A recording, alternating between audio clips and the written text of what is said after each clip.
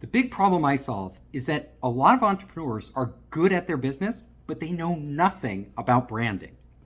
They know nothing about messaging.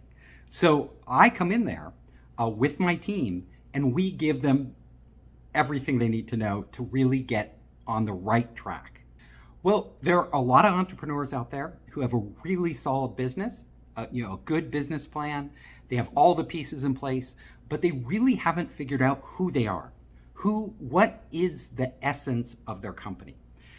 How do I communicate this to my clients? If you're an entrepreneur, you have clients, you have customers. They could be users on your app. They could be business to business customers. It doesn't matter. They need to know who you are and they need to know it quickly. So in branding your company, you have to think about what is the value you give these people. I always say, go to your core value. If your brand doesn't align with your core value, then you're actually giving them the wrong message. You're going to be hurting your business. The second thing I like to tell entrepreneurs is, do you want to be part of that brand?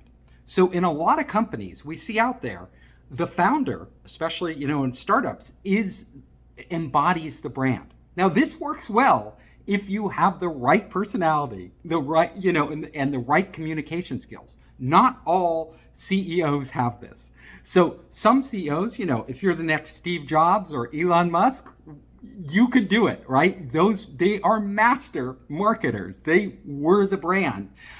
However, if you don't have those skills, you either have to develop them or you have to recognize it and say, I'm just going to focus on my company brand.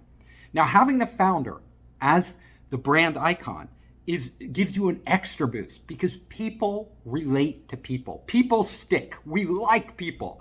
So if you're the founder and you can take on the persona of your brand and communicate clearly through your actions and everything you do, put out there publicly, great. However, there's a risk.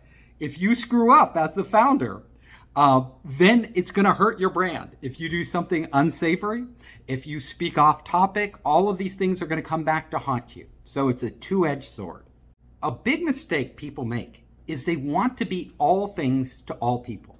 They want to speak to, the whole world. They want the whole world as their customer. I mean, who doesn't, right? We all want the whole world to love us, to buy our product.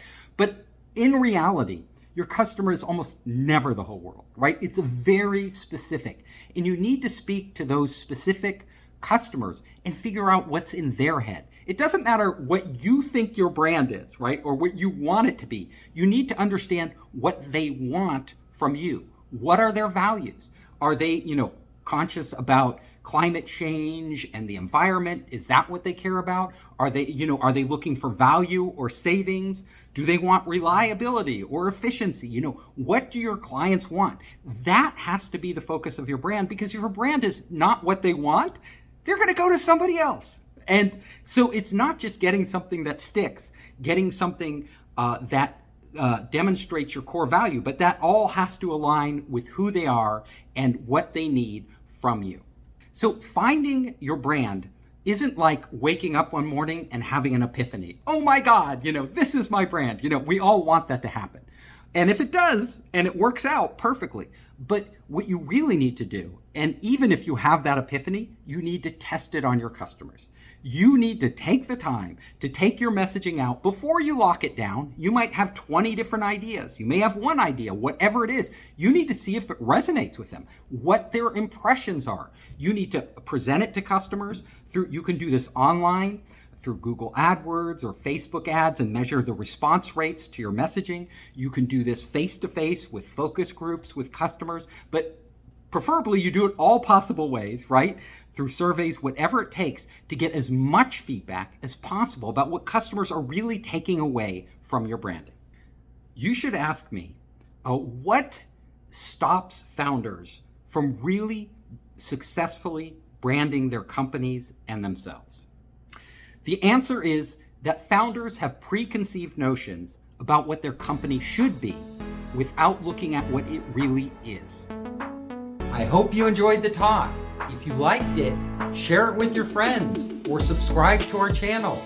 You can also come to founderspace.com and check out our 3-month online startup program, as well as my books, Make Elephants Fly, Surviving a Startup, and The 5 Forces. I'm also available on all the major social networks. Just search for Founderspace.